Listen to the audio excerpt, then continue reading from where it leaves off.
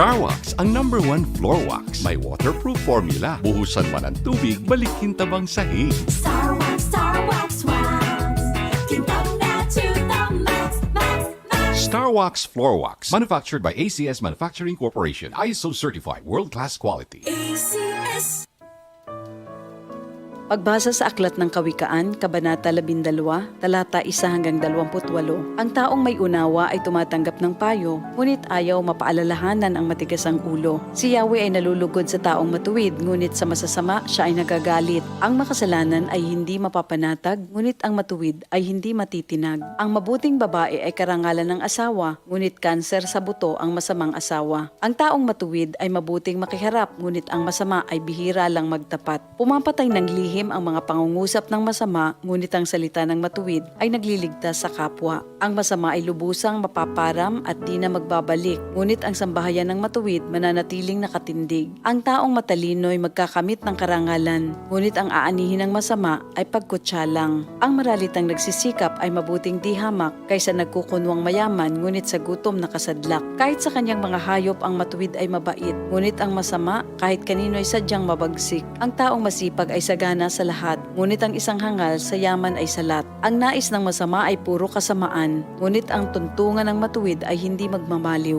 Ang masama ay nahuhuli sa salita ng kanyang bibig, ngunit ang matuwid ay malayo sa ligalig. Ang kakamti ng tao ay batay sa gawa o salita, bawat isa ay tatanggap ng karampatang gantimpala. Ang akala ng mangmang ay siya lamang ang tama, ngunit handang tumanggap ng payo ang taong may unawa. Ang pagkainis ng mangmang kaagad nahahalata, ngunit ang mga matatalino di pansin ang pagkutya. Sa pagsasabi ng tapat, lumilitaw ang katarungan, ngunit ang pagsisinungaling ay lumilikha ng kapahamakan. Ang matalas na pananalita ay sumusugat ng damdamin, ngunit sa magandang pananalita, sakit ng loob ay gumagaling. Ang tapat na labi ay mananatili kailanman, ngunit ang dilang sinungaling ay hindi magtatagal. Ang nagbabalak ng masama ay mag-aani ng kapahamakan, ngunit ang nag-iisip ng mabuti magtatamo ng kagalakan.